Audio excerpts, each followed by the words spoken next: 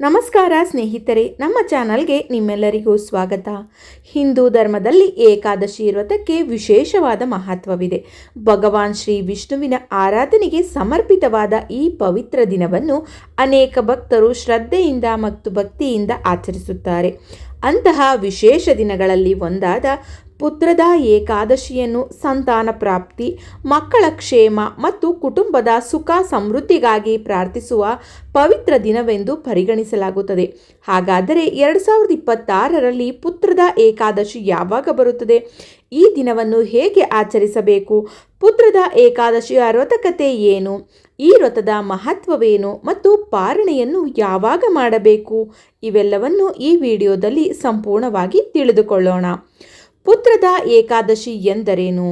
ಪುತ್ರದ ಎಂಬ ಪದವನ್ನು ಸಂಸ್ಕೃತದ 2 ಪದಗಳಾಗಿ ನೋಡಬಹುದು. ಪುತ್ರ ಎಂದರೆ ಮಗು ಅಥವಾ ಸಂತಾನ. ದ ಎಂದರೆ ನೀಡುವವ ಅಥವಾ ನೀಡುವವಳು ಎಂದರ್ಥ. ಹೀಗಾಗಿ ಪುತ್ರದ ಏಕಾದಶಿಯನ್ನು ಸಂತಾನ ಪ್ರಾಪ್ತಿಯ ಆಶಯದಿಂದ ಭಕ್ತರು ಆಚರಿಸುವ ಏಕಾದಶಿ ಎಂದು ಪರಿಗಣಿಸಲಾಗುತ್ತದೆ. ಹಿಂದೂ ಪಂಚಾಂಗದಲ್ಲಿ ವರ್ಷಕ್ಕೆ 2 ಪುತ್ರದ ಏಕಾದಶಿಗಳು ಬರುತ್ತವೆ ಎಂದು ಸಂಪ್ರದಾಯದಲ್ಲಿ ಹೇಳಲಾಗಿದೆ. ಒಂದು ಪೌಷ ಮಾಸದಲ್ಲಿ ಮತ್ತು ಮತ್ತೊಂದು ಶ್ರವಣ ಮಾಸದಲ್ಲಿ ಬರುತ್ತದೆ. ನಾವು ಈಗ ಹೇಳುತ್ತಿರುವುದು ಶ್ರಾವಣ ಶುಕ್ಲ ಪಕ್ಷದ ಪುತ್ರದ ಏಕಾದಶಿ. ಈ ದಿನ ಭಕ್ತರು ಭಗವಾನ್ ಶ್ರೀ ಮಹಾವಿಷ್ಣುವನ್ನು ಪೂಜಿಸಿ ಉಪವಾಸ ಅಥವಾ ತಮ್ಮ ಸಾಮರ್ಥ್ಯಕ್ಕೆ ತಕ್ಕಂತೆ ಅನುಗುಣವಾದ ವ್ರತವನ್ನು ಆಚರಿಸುತ್ತಾರೆ. 2026ರ ಪುತ್ರದ ಏಕಾದಶಿ ಯಾವಾಗ? 2026ರಲ್ಲಿ ಪುತ್ರದ ಏಕಾದಶಿ ಆಗಸ್ಟ್ 23 ಭಾನುವಾರ ಬರುತ್ತದೆ. ಏಕಾದಶಿ ತಿಥಿ ಆರಂಭ 2026ರ ಆಗಸ್ಟ್ 23 ಬೆಳಿಗ್ಗೆ 2 ಗಂಟೆಗೆ. ಏಕಾದಶಿ ತಿಥಿ ಕೊನೆಗೊಳ್ಳುವುದು ಆಗಸ್ಟ್ 24 ಬೆಳಿಗ್ಗೆ 4 ಗಂಟೆ 19 ನಿಮಿಷಕ್ಕೆ. ಪಾರಣೆಯ ಸಮಯ 24 ಆಗಸ್ಟ್ ಮಧ್ಯಾಹ್ನ 1 ಗಂಟೆ 41 ನಿಮಿಷದಿಂದ ಸಂಜೆ 4 ಗಂಟೆ 16 ನಿಮಿಷಗಳವರೆಗೆ. ಈ ದಿನ ಏಕಾದಶಿ ತಿಥಿಯನ್ನು ಅನುಸರಿಸುವ ಭಕ್ತರು ವ್ರತವನ್ನು ಆಚರಿಸುತ್ತಾರೆ. ಮರುದಿನ ದ್ವಾದಶಿಯಂದು ಸೂಕ್ತ ಸಮಯದಲ್ಲಿ ಪಾರಣ ಮಾಡುವ ಮೂಲಕ ವ್ರತವನ್ನು ಪೂರ್ಣಗೊಳಿಸಲಾಗುತ್ತದೆ. ಪುತ್ರದ ಏಕಾದಶಿಯ ವ್ರತಕತೆ. ಈಗ ಪವಿತ್ರ ಏಕಾದಶಿಗೆ ಸಂಬಂಧಿಸಿದ ಮಹತ್ವದ ಕಥೆಯನ್ನು ತಿಳಿದುಕೊಳ್ಳೋಣ.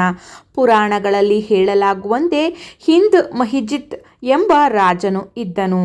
ಅವನು ತನ್ನ ರಾಜ್ಯವನ್ನು ನ್ಯಾಯ ಮತ್ತು ಧರ್ಮದಿಂದ ಆಳುತ್ತಿದ್ದನು. ಅವನ ಪ್ರಜೆಗಳು ರಾಜನ ಆಡಳಿತದಿಂದ ಸಂತೋಷವಾಗಿದ್ದರು. ರಾಜನ ಜೀವನದಲ್ಲಿ ಎಲ್ಲವೂ ಸುಖವಾಗಿದ್ದರೂ ಒಂದು ದೊಡ್ಡ ಕೊರತೆ ಇತ್ತು. ಅವನಿಗೆ ಸಂತಾನ ಇರಲಿಲ್ಲ. ವರ್ಷಗಳು ಕಳೆದರೂ ರಾಜ ಮತ್ತು ರಾಣಿಗೆ ಮಗುವಾಗಲಿಲ್ಲ. ಇದರಿಂದ ರಾಜನು ತುಂಬಾ ದುಃಖಿತನಾದನು. ತನ್ನ ರಾಜ್ಯದ ಜನರ ಬಗ್ಗೆ ಕಾಳಜಿ ವಹಿಸುತ್ತಿದ್ದ ರಾಜನಿಗೆ ತನ್ನ ಕುಟುಂಬದ ನೋವು ಮಾತ್ರ ದೂರವಾಗಲಿಲ್ಲ. ಕೊನೆಗೆ ರಾಜನು ಋಷಿಮುನಿಗಳ ಬಳಿ ಹೋಗಿ ತನ್ನ ಸಮಸ್ಯೆಗೆ ಪರಿಹಾರವನ್ನು ಕೇಳಿದನು. ರಾಜನು ತನ್ನ ದುಃಖವನ್ನು ಋಷಿಗಳಿಗೆ ವಿವರಿಸಿದನು. ಆಗ ಋಷಿಮುನಿಗಳು ತಮ್ಮ ಜ್ಞಾನದಿಂದ ರಾಜನ ಹಿಂದಿನ ಜನ್ಮದ ಕರ್ಮದ ಬಗ್ಗೆ ತಿಳಿಸಿದರು ಎಂದು ಕಥೆಯಲ್ಲಿ ಹೇಳಲಾಗುತ್ತದೆ. ಹಿಂದಿನ ಜನ್ಮದಲ್ಲಿ ಮಹಿಜಿತ್ ಒಬ್ಬ ಸಾಮಾನ್ಯ ವ್ಯಕ್ತಿಯಾಗಿದ್ದ. ಒಂದು ದಿನ ಅವನಿಗೆ ತುಂಬಾ ಬಾಯಾರಿಕೆಯಾಗಿತ್ತು. ಅವನು ನೀರು ಹುಡುಕುತ್ತಾ ಒಂದು ಬಾವಿಯ ಬಳಿಗೆ ಹೋದನು. ಅದೇ ಸಮಯದಲ್ಲಿ ಬಾಯಾರಿದ ಹಸುವೊಂದು ನೀರು ಕುಡಿಯಲು ಅಲ್ಲಿಗೆ ಬಂದಿತ್ತು. ಆದರೆ ಆ ವ್ಯಕ್ತಿ ಹಸುವಿಗೆ ನೀರು ಕುಡಿಯಲು ಅವಕಾಶ ನೀಡದೆ ಅದನ್ನು ಅಲ್ಲಿಂದ ಓಡಿಸಿದನು. ಈ ಘಟನೆ ಕ್ರೌರ್ಯದಿಂದ ನಡೆದದ್ದಲ್ಲ, ಆದರೆ ಒಂದು ಜೀವಿಗೆ ಅಗತ್ಯವಿದ್ದ ನೀರನ್ನು ನೀಡದೆ ನಿರ್ಲಕ್ಷ್ಯ ಮಾಡಿದ ಆ ಕರ್ಮದ ಪರಿಣಾಮವನ್ನು ನಂತರ ಅನುಭವಿಸಬೇಕಾಯಿತು ಎಂದು ಪುರಾಣಗಳ ಕಥೆಗಳು ತಿಳಿಸುತ್ತವೆ. ಋಷಿಗಳು ರಾಜನಿಗೆ ಪುತ್ರದ ಏಕಾದಶಿ ವ್ರತವನ್ನು ಭಕ್ತಿಯಿಂದ ಆಚರಿಸುವಂತೆ ಸಲಹೆ ನೀಡಿದರು. ರಾಜ ಮತ್ತು ರಾಣಿ ಋಷಿಗಳ ಮಾತನ್ನು ಶ್ರದ್ಧೆಯಿಂದ ಸ್ವೀಕರಿಸಿದರು. ಅವರು ಪುತ್ರದ ಏಕಾದಶಿಯಂದು ಉಪವಾಸ ಆಚರಿಸಿ ಭಗವಾನ್ ವಿಷ್ಣುವನ್ನು ಭಕ್ತಿಯಿಂದ ಪೂಜಿಸಿದರು. ರಾತ್ರಿಯಲ್ಲಿಯೂ ವಿಷ್ಣು ನಾಮಸ್ಮರಣೆ, ಭಜನೆ ಮತ್ತು ಪ್ರಾರ್ಥನೆ ಮಾಡಿದರು. ಮರುದಿನ ದ್ವಾದಶಿಯಂದು ನಿಯಮಾನುಸಾರ ಪಾರಣೆ ಮಾಡಿದರು. ಕಾಲ ಕಳೆದ ನಂತರ ರಾಣಿಗೆ ಸಂತಾನ ಪ್ರಾಪ್ತಿಯಾಯಿತು ಎಂದು ಪುರಾಣದ ಕಥೆಗಳಲ್ಲಿ ಹೇಳಲಾಗಿದೆ. ಅವರ ಮಗ ಬೆಳೆದು ಬುದ್ಧಿವಂತ ಮತ್ತು ಸಮರ್ಥ ರಾಜಕುಮಾರನಾದ. ಹೀಗೆ ರಾಜನ ಬಹುಕಾಲದ ದುಃಖ ದೂರವಾಯಿತು. ಈ ಕಥೆಯ ಮುಖ್ಯ ಸಂದೇಶ ಕೇವಲ ಸಂತಾನ ಪ್ರಾಪ್ತಿಯಲ್ಲ, ನಾವು ಮಾಡುವ ಪ್ರತಿಯೊಂದು ಕೆಲಸದಲ್ಲೂ ಕರುಣೆ, ದಯೆ ಮತ್ತು ಜವಾಬ್ದಾರಿ ಇರಬೇಕು ಎಂಬುದನ್ನು ಈ ಕತೆ ನೆನಪಿಸುತ್ತದೆ. ಪುತ್ರದ ಏಕಾದಶಿಯನ್ನು ಏಕೆ ಆಚರಿಸುತ್ತಾರೆ? ಪುತ್ರದ ಏಕಾದಶಿಯನ್ನು ಮುಖ್ಯವಾಗಿ ಸಂತಾನ ಪ್ರಾಪ್ತಿಗಾಗಿ ಪ್ರಾರ್ಥಿಸುವ ವ್ರತವೆಂದು ಅನೇಕ ಭಕ್ತರು ನಂಬುತ್ತಾರೆ. ಸಂತಾನಕ್ಕಾಗಿ ಕಾಯುತ್ತಿರುವ ದಂಪತಿಗಳು ಭಗವಾನ್ ವಿಷ್ಣುವಿನ ಮುಂದೆ ತಮ್ಮ ಮನದ ಆಸೆಯನ್ನು ಪ್ರಾರ್ಥನೆಯ ರೂಪದಲ್ಲಿ ಸಲ್ಲಿಸುತ್ತಾರೆ. ಈಗಾಗಲೇ ಮಕ್ಕಳಿರುವ ಪೋಷಕರು ತಮ್ಮ ಮಕ್ಕಳ ಆರೋಗ್ಯ, ಆಯುಷ್ಯ, ವಿದ್ಯಾಭ್ಯಾಸ ಮತ್ತು ಉತ್ತಮ ಭವಿಷ್ಯಕ್ಕಾಗಿ ಪ್ರಾರ್ಥಿಸುತ್ತಾರೆ. ಇನ್ನು ಕೆಲವರು ಕುಟುಂಬದ ಶಾಂತಿ, ಮನಃಶಾಂತಿ, ನೆಮ್ಮದಿ ಮತ್ತು ಆಧ್ಯಾತ್ಮಿಕ ಪ್ರಗತಿಗಾಗಿ ಈ ವ್ರತವನ್ನು ಆಚರಿಸುತ್ತಾರೆ. ಪುತ್ರದ ಏಕಾದಶಿಯನ್ನು ಹೇಗೆ ಆಚರಿಸಬೇಕು? ಈ ದಿನ ಬೆಳಿಗ್ಗೆ ಬೇಗ ಎದ್ದು ಸ್ನಾನ ಮಾಡಿ ಶುಭ್ರವಾದ ಬಟ್ಟೆಯನ್ನು ಧರಿಸುವ ಸಂಪ್ರದಾಯವಿದೆ. ನಂತರ ಮನೆಯಲ್ಲಿ ಪೂಜಾ ಸ್ಥಳವನ್ನು ಸ್ವಚ್ಛಗೊಳಿಸಿ ಭಗವಾನ್ ಶ್ರೀ ಮಹಾವಿಷ್ಣುವಿನ ಚಿತ್ರ ಅಥವಾ ವಿಗ್ರಹವನ್ನು ಪ್ರತಿಷ್ಠಾಪಿಸಿ ಪೂಜೆ ಮಾಡಬಹುದು. ವಿಷ್ಣುವಿಗೆ ಹೂವು, ತುಳಸಿ ದಳ ಮತ್ತು ನೈವೇದ್ಯವನ್ನು ಅರ್ಪಿಸಬಹುದು. ವಿಷ್ಣು ನಾಮಸ್ಮರಣೆ ಪಠಿಸುವುದು ಅಥವಾ ವಿಷ್ಣು ಸ್ತೋತ್ರಗಳನ್ನು ಪಠಿಸುವುದು ಕೂಡ ಸಂಪ್ರದಾಯದಲ್ಲಿದೆ. ನಂತರ ನಿಮ್ಮ ಮನಸ್ಸಿನಲ್ಲಿರುವ ಸಂಕಲ್ಪವನ್ನು ಭಗವಂತನ ಮುಂದೆ ಹೇಳಿಕೊಂಡು ವ್ರತವನ್ನು ಆರಂಭಿಸಬೇಕು. ಉಪವಾಸದ ವಿಷಯದಲ್ಲಿ ಎಲ್ಲರೂ ಒಂದೇ ರೀತಿಯ ನಿಯಮ ಪಾಲಿಸಬೇಕೆಂದಿಲ್ಲ.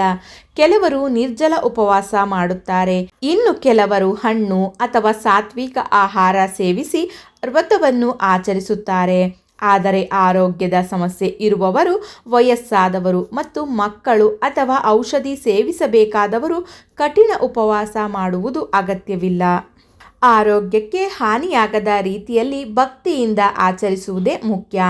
ಸಂಜೆ ಭಗವಾನ್ ವಿಷ್ಣುವಿನ ಪೂಜೆ ಮಾಡಿ ಭಜನೆ, ನಾಮಸ್ಮರಣೆ ಮತ್ತು ಏಕಾದಶಿ ವ್ರತಕಥೆಯನ್ನು ಓದಬಹುದು. ಸಾಧ್ಯವಾದರೆ ಅನ್ನದಾನ ಅಥವಾ ಅಗತ್ಯವಿರುವವರಿಗೆ ಆಹಾರ ಮತ್ತು ಇತರೆ ಸಹಾಯವನ್ನು ನೀಡುವುದನ್ನು ಪುಣ್ಯಕರವೆಂದು ಪರಿಗಣಿಸಲಾಗುತ್ತದೆ. ಪಾರಣೆ ಎಂದರೇನು? ವ್ರತದ ನಂತರ ಉಪವಾಸವನ್ನು ಮುರಿದು ಆಹಾರ ಸೇವಿಸುವುದನ್ನು ಪಾರಣ ಎಂದು ಕರೆಯಲಾಗುತ್ತದೆ. ಏಕಾದಶಿಯ ನಂತರ ಬರುವ ದ್ವಾದಶಿಯಂದು ಸೂಕ್ತ ಸಮಯದಲ್ಲಿ ಪಾರಣೆ ಮಾಡುವುದು ಸಂಪ್ರದಾಯ. ಪಾರಣ ಸಮಯವನ್ನು ಪಂಚಾಂಗದ ಪ್ರಕಾರವೇ ಅನುಸರಿಸಬೇಕು, ಏಕೆಂದರೆ ತಿಥಿ ಮುಗಿದ ತಕ್ಷಣವೇ ಪಾರಣೆಯನ್ನು ಮಾಡಬೇಕೆಂದಿಲ್ಲ. ದ್ವಾದಶಿ ತಿಥಿ ಸ್ಥಳೀಯ ಪಂಚಾಂಗದ ನಿಯಮಗಳನ್ನು ಗಮನಿಸಿ ಪಾರಣ ಸಮಯವನ್ನು ನಿರ್ಧರಿಸಲಾಗುತ್ತದೆ. ಹೀಗಾಗಿ 2026ರ ಪುತ್ರದ ಏಕಾದಶಿಯಂದು ವ್ರತ ಮಾಡುವವರು ತಮ್ಮ ಸ್ಥಳೀಯ ಪಂಚಾಂಗದಲ್ಲಿ ನೀಡಿರುವ ಪಾರಣ ಸಮಯವನ್ನು ಪಾಲಿಸುವುದು ಅತ್ಯಂತ ಉತ್ತಮ. ಪವಿತ್ರ ಏಕಾದಶಿ.